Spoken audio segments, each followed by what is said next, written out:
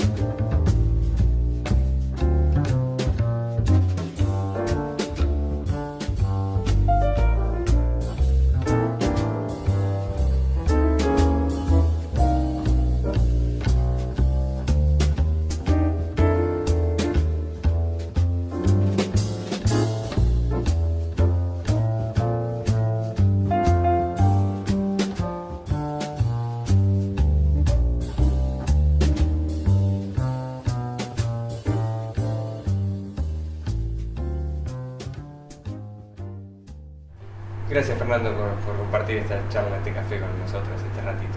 Gracias por venir. Bueno, la verdad que es un placer la invitación y estar acá y bueno, disfrutando aparte de la vista excelente. Viste que marco, ¿no? Sí. ¿Te gusta tomar café con amigos, juntarte, charlar un rato? La política es como que el café es parte de eso, ¿no? El café casi es un tema obligado en sí mismo, ¿no? Uno se junta, arma una ronda y enseguida te dice, trae un jarrito, un café. Después se va tomando y se va conversando. Además no decimos nos juntamos a charlar, decimos nos juntamos a tomar un café. Exacto, nos juntamos a tomar un café. Después se charla de muchas cosas. De muchas cosas. Que suma mucho más que el café, pero nos juntamos a tomar un café. ¿Y vos sos de acá de Mar del Plata, nacido acá o no?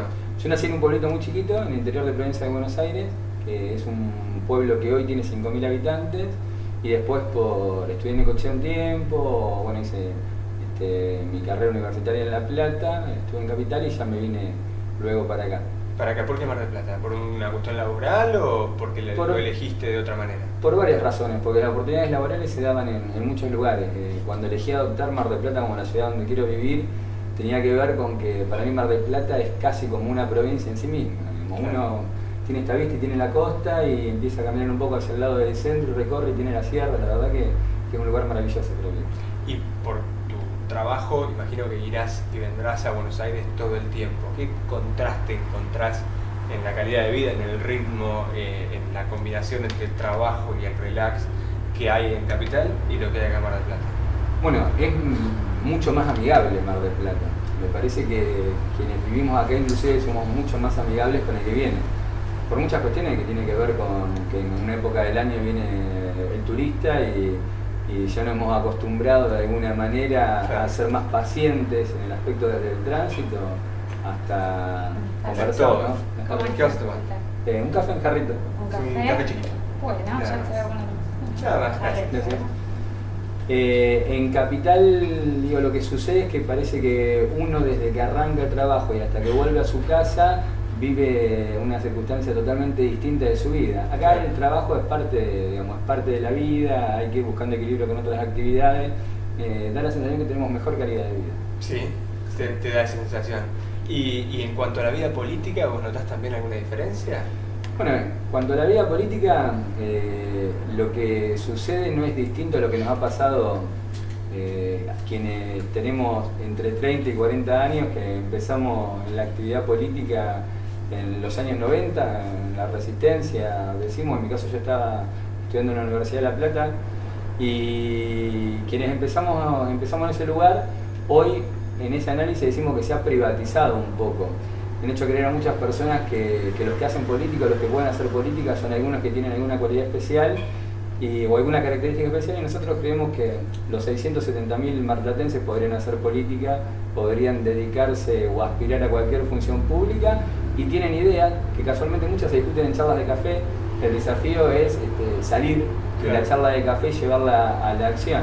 Entonces no cambia de otras ciudades donde hay un grupo muy pequeño, emergente, de visión pública, de que se los conoce, que son los que se dedican, pero el desafío es eso, es incorporar a muchos más que les interese y que seguramente son mejores que los mismos, nosotros mismos, que somos los que estamos haciendo, ¿no? Claro, vos mencionaste, Fernando, los 90, ¿no? Que fue un periodo muy expulsivo para la vida política, donde sobre todo los más jóvenes se retiraron de la vida política o de la discusión política, se devaluó muchísimo. Eso, bueno, evidentemente ha cambiado, pero todavía hay mucha gente que cree que la política es como una cuestión lejana o ajena y que la resolución de los problemas cotidianos es un problema de otro, ¿no? Sí, es cierto eso. En los 90 dábamos una discusión muy fuerte, ¿no? Con 21, 22 años, los que estábamos en la universidad, decíamos que la política es la herramienta de transformación social y digamos, modificar realidades, ¿no? Es un instrumento. Hoy por hoy yo creo que eso está claro, que la política es una herramienta de transformación social. Ahora, en el sentido de para qué cosa y a quién beneficia lo que se transforma, tiene que ver con los que la llevan esa herramienta adelante. Entonces, en tanto y en cuanto los interesados en que se resuelvan las cosas a su favor participen más y sean los sectores, en general los sectores más excluidos, tomen esa herramienta a su mano y participen más, esa herramienta va a servir y va a beneficiar a esos sectores. Ahora, si la misma herramienta o el mismo instrumento la toman los sectores, por ahí más corporativos, los que defienden solamente el interés del mercado, y también es un instrumento de transformación social, pero en favor del otro. Entonces no es otra cosa que una disputa entre varias voluntades, donde la voluntad más fuerte es la que transforma y la voluntad más fuerte es la que define a quién beneficia eso. Yo creo que se puede hacer que beneficie a la gran mayoría, cada cual tiene que jugar un rol importante, pero lo que sí tenemos que tener en claro que es eso, es un instrumento nada más que lo llevan adelante personas que tienen intereses creados. Exactamente. Tampoco hay que idealizarlo, es como si fueran superhombres los que están en la política, también al contrario, tienen sus errores, sus intereses. Yo creo que desde todo hacemos lo que hacemos, sea política, sea llevar adelante un negocio, una empresa, lo hacemos desde el interés y la motivación personal. Es más, vamos a ir un poco más allá. Todo lo que nosotros emprendemos en la vida lo emprendemos desde el deseo. Entonces, desde dónde nace nuestro deseo o qué pretende satisfacer nuestro deseo es qué tan altruista va a ser el objetivo que perseguimos o la cosa que perseguimos. Si nuestro deseo en términos generales es el bienestar, la solidaridad, son cuestiones de deseos altruistas, cualquier cosa que emprendamos va a tener esa energía en sí mismo. Si nuestro deseo tiene que ver mucho más con el egoísmo, con resolver solamente lo propio, lo que emprendamos también le vamos a poder poner energía, pero va a resolver para uno solo, no para el resto. Claro, pero en definitiva es lo mismo, es el mismo concepto. Es el mismo concepto. Qué bien que hace un café en el medio de la charla. Muchas gracias. Gracias.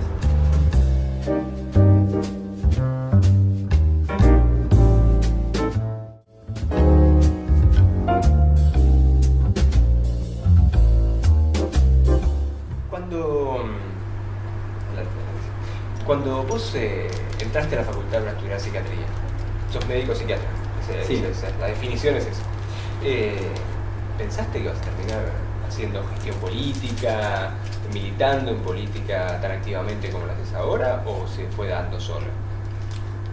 Bueno, cuando elegí estudiar, porque uno primero arranca decidiendo qué quiere estudiar, ¿no? Y en mi caso mencionaba que nací en un pueblo muy chiquito y la imagen idílica que uno tenía del médico es aquel que andaba con el maletín, concurriendo casa por casa y resolviendo un momento de las personas donde tenía algún tipo de sufrimiento, de dolencia. Entonces, la imagen cuando decidí estudiar medicina tenía que ver con eso. Tenía que ver con aquel que recorría las casas de la gente y resolvía algunas circunstancias. El redondito arriba. Exacto, de negro.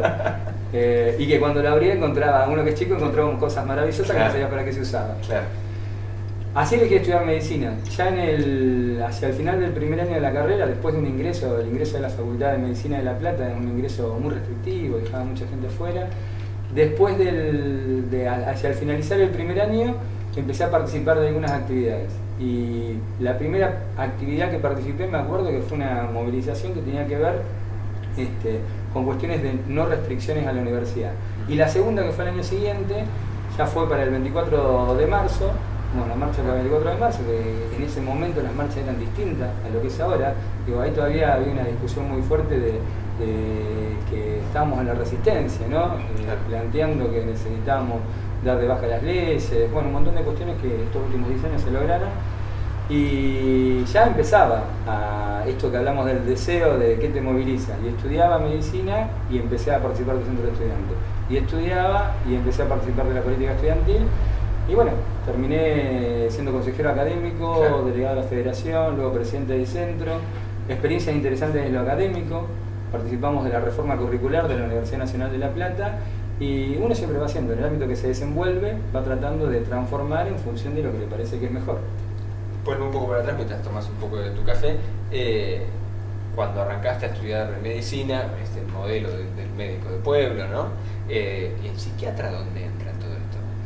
Bueno, entra en cuando esto que hablamos, lo que es el modelo del médico del pueblo, lo que uno pretende, lo que es la medicina comunitaria, familiar, y lo que te encontrás, o me encontré por lo menos en ese momento, en la estructura curricular de la carrera de Medicina de La Plata, que era compartimiento más estanco, cada especialidad que hacías parecía que estabas estudiando esa especialidad en particular y se hablaba mucho de lo comercial.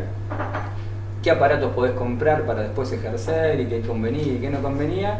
Y ahí digamos, se genera una crisis, ¿no? Entre lo que buscás, lo que deseás y qué, digamos, es la realidad. Entonces, dentro del abanico que uno podía elegir una vez que se recibía, comencé a practicar la psiquiatría como una cuestión mucho más amplia del campo de la salud, ya no de una especialidad concreta del campo de la salud. Y bueno, ahí aparece la psiquiatría y lo que tiene que ver con escuchar al otro, tenerlo en cuenta. Y entender un poco la mente humana. Sí, es una tarea ímproba. No, acompañar el proceso de cada uno. Luego de hacer psiquiatría, durante un tiempo me dediqué a la docencia en la Universidad Nacional del Centro, que es la universidad que tiene sede en Azul, Tandil y Olavarría. Y dentro de eso dábamos en salud mental, porque ya no parecía la psiquiatría como una materia, como una asignatura, como muchos de la edad de nosotros lo conocen, sino aparecen los ejes, y hay un eje de salud mental donde se da psico, neuro, inmunoendocrinología. Esto quiere decir que relaciona la psiquis con la inmunidad, con la endocrinología, a nivel celular, a nivel genético. Entonces las cosas están todas relacionadas. Claro. Y ahí como que uno no se da cuenta, va confluyendo, ¿no? Digo, desde la célula hasta lo más chico, que está todo relacionado, también es comparable con la sociedad, que está todo relacionado y que un factor influye sobre cómo actúa el otro. Claro. Ahí hay un entramado que termina siendo interesante y bueno, tiene que ver con esto, ¿no? Cuando algo se mueve en el cuerpo, ¿dónde afecta? Cuando algo se mueve en la psiquis, ¿dónde afecta? Y cuando algo se mueve en la sociedad, ¿en dónde y a quiénes afecta? Siempre, nada es autónomo. Nada es autónomo. Nada el solipismo no existe. ¿Cómo es eso? El solipismo, el hombre solo pensando solo, no existe. No existe. Siempre tiene que estar en el marco de la sociedad y todo lo que uno hace rebota en los demás y vuelve también de alguna manera. Aparte, si no, no podríamos reflexionar. Digo, en esta charla lo interesante es que los dos, cuando nos levantemos, nos vamos a llevar un pedacito más del otro que tiene que ver con la mirada del otro. El que está solo, el que no escucha, el que, digamos, piensa solo, nunca va a modificar, ¿sí? Nunca va a poder avanzar y nunca va a tener otro punto de vista. Hay algo de eso en la sociedad, ¿no?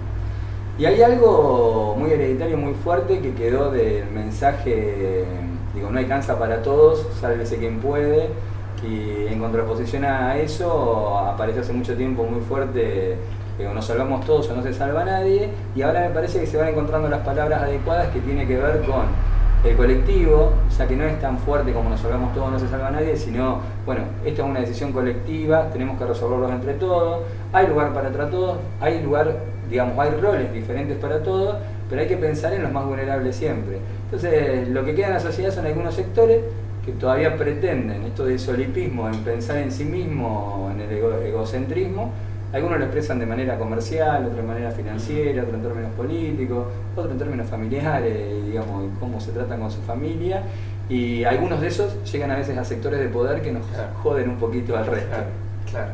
Y bueno, justamente, ¿no? Vos te toca dirigir la sede local del PAMI, que justamente tiene el concepto de lo solidario, ¿no? Del bien para todos. Y es difícil también cuando tenés que pensar en el bien común, porque seguramente te llegarán casos muy sensibles, muy difíciles, que a lo mejor no podés resolver, porque tenés que estar pensando en el todo, ¿no? ¿Te pasa eso? Sí, el PAMI tiene, digamos, una particularidad en general que en principio tenemos a alguien en la Argentina que lo pensó muy bien, que es el doctor Luciano Di Césare, que es el director ejecutivo nacional y que maneja esta obra social que le da servicio a 4,5 millones de jubilados, es la más grande de Latinoamérica y única en el mundo en términos de que aparte es autárquica, que si bien es pública no es estatal, bueno, tiene algunas características particulares. Entonces yo siempre digo que lo demás depende de la habilidad de contrastar con la realidad lo que hizo Luciano, que es el doctor Di Césare, y tratar de llevarlo a la práctica, digamos. Eso es lo que nos toca a los que somos funcionarios. Vamos a hacer mejor, lo podemos hacer peor, pero la verdad que está muy bien diseñado. Y hay dos estrategias en el PAMI, que una no te puede llevar a dejar de lado la otra. La primera tiene que ver con atender todas las cuestiones particulares que aparecen en cada uno de los afiliados, ¿sí? Y que eso es a diario. Arranca a las 7 de la mañana y termina a las 7 de la mañana del otro día.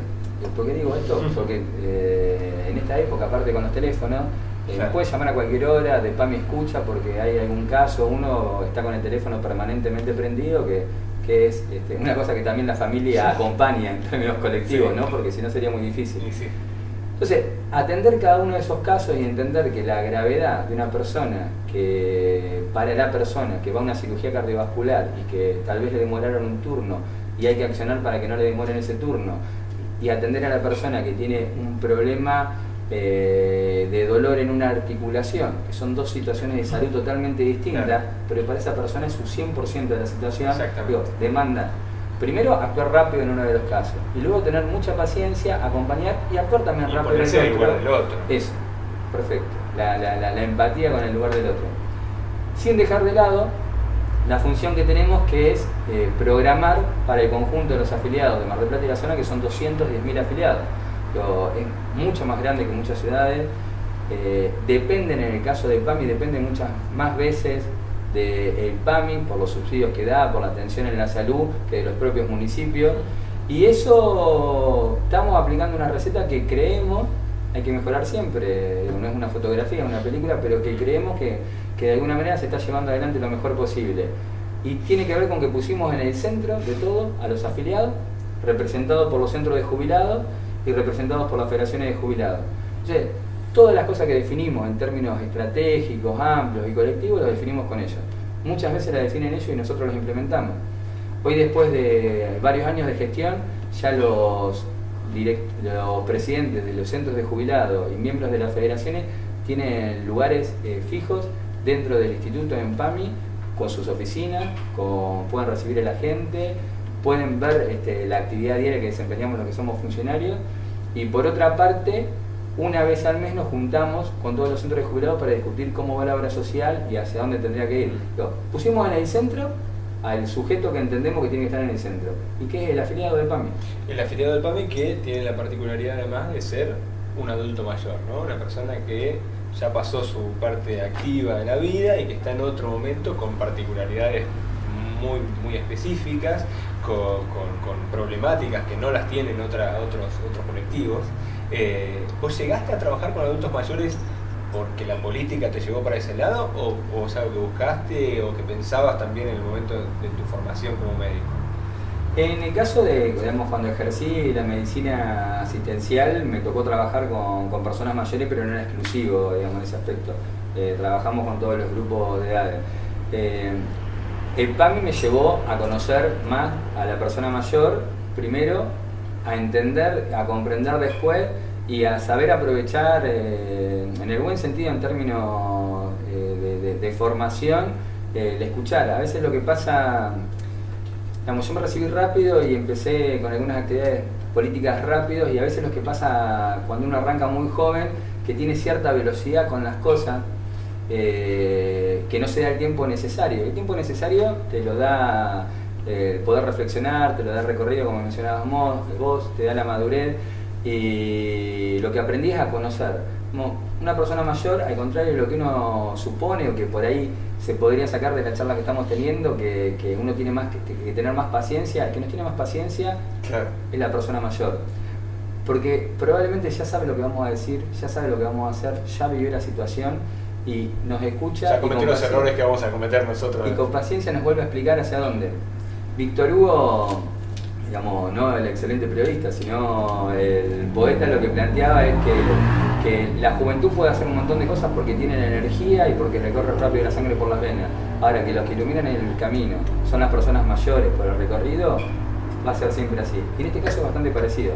Yo podría decir que no elegí trabajar con mayores, pero después de saber lo que significa, lo elegiría una y mil veces. Sí, ¿no? Sí.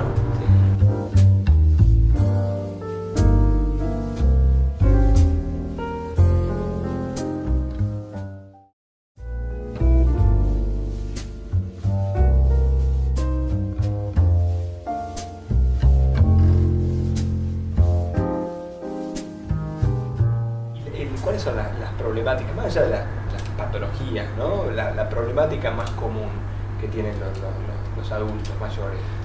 Bueno, me parece que lo principal es la soledad. Hay una que no es solamente para los mayores, ¿no? Nos puede haber pasado a todos en distintos momentos de nuestras vidas, pero con el mayor se da una particularidad que puede ser la soledad familiar, la soledad en términos de desarraigo. Mar del Plata es una ciudad en particular elegida por gente de capital que se viene sola con su pareja y tal vez en viuda en esta ciudad y tiene sus hijos lejos. Y en algún momento, que por suerte se está revirtiendo, también lo fue la soledad como sociedad, casi de soledad a invisibilización. Cuando uno se siente que está solo, también siente como que nadie lo ve.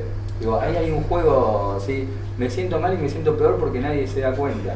Y la soledad como sociedad del mayor fue una cosa que recién empezamos a notar cuando Néstor Kirchner toma los 2 millones de jubilados o incorpora 2 millones de personas a la jubilación, y ahí aparece en crisis todo, se aparece en crisis hasta nosotros mismos, hasta PAM y la obra social. Darle servicios médicos a 2 millones de personas más, cómo se reparten las cajas jubilatorias con 2 millones de personas más. Se pone en crisis el modelo de la FJP, que para muchos servía, hoy está demostrado que lo que hizo, que fue la decisión más acertada. Entonces, esa soledad como sociedad, invisibilización del mayor, la estamos superando. La soledad de la persona mayor en términos individuales, en términos de estructura de ciudad, de acompañamiento, creo que es un desafío que nos queda para los años que vienen, porque la población sigue envejeciendo, cada vez vivimos más, porque esta ciudad en particular sigue creciendo y tiene una tasa de personas mayores por sobre la media de todo el país. Sí, ¿no? Bueno, ¿Qué porcentaje de la población y es de Mar el del Plata? 19,6% mayores de 60 años. Y normalmente en una ciudad convencional Es el 16,4%. está por arriba. Sí, es muy visual. Yo propongo que alguno no en un evento específico, pero que cuando camina por la calle es muy visual y muy gráfico, que cuente las personas que se va cruzando y cada 10, 2 son mayores, que estaríamos en el 20%. Vamos a suponer que cada 11, 2 son mayores, quedaría Claro. más o menos la tasa. Pero si empiezan a prestar atención a eso, nos vamos a dar cuenta ese porcentaje existe en la realidad y está en la calle. Y si prestamos un poquito más de atención, ahí vamos a hacer lo que hoy también mencionabas vos, tener empatía, porque cuando lo miramos a la persona mayor que está caminando por las veredas, nos damos cuenta que las veredas no están preparadas, que hay una serie de aspectos que no están preparados. ¿Para quién? ¿Para ellos? Para ellos no, pero para nosotros mismos dentro de unos años tampoco, si no lo modificamos a tiempo. Exactamente. Y la actividad política, y algo que yo pregunto recurrentemente cada vez que entrevisto a alguien que tiene que ver con la actividad política, porque por un lado me da curiosidad y me parece que es una cuestión que debe ser difícil de resolver. ¿Cómo te blindas ante la crítica? Porque siempre la exposición, el que trabaja, el que hace cosas, está más expuesto a la crítica y en algún caso al golpe desde lo personal, ¿no? ¿Cómo te blindas frente a eso? ¿Cómo lo manejas? Bueno, la actividad política, hablamos hoy que en algunos casos tiene que ver con el deseo de cada uno y cómo construyen. En el caso nuestro, y ahí me parece que está la diferencia, nosotros somos un grupo que decidimos avanzar en la actividad política en términos colectivos. Entonces, cuando atacan o golpean a alguien del grupo, el soporte también es en red, y ahí aparecen los afectos, ahí aparece el colectivo. Entonces, uno no se siente solo, o en mi caso no siento esa soledad cuando nos atacan por alguna cuestión o nos injurian con alguna cuestión, sino que sabemos que va a suceder, que es parte de quienes están en contra de lo que nosotros representamos, y lo absorbemos como grupo, o sea, distribuimos ese peso como grupo, entonces ahí lo colectivo también pasa a ser un sistema buffer que nos resuelve. En la familia es mucho más sencillo, porque en la familia, digamos, uno tiene absoluta intimidad, entonces conoce todas las cosas, sabe de antemano, digamos, qué va a suceder, lo conversás y se genera otro momento. Y como tampoco, como planteábamos hoy, existe esa coraza de fierro, sino, digo, lo que existe a veces es la necesidad de decir, che, mirá lo que me hicieron, y a tu mujer le decís, dame un abrazo, y ahí cambia todo, y ahí decís, bueno, mañana sigo con energía hacia el objetivo que persigo, que tiene que ver justamente con el bienestar del otro. Gracias, Fernando. Bueno, muchas gracias a vos. Hasta cualquier momento.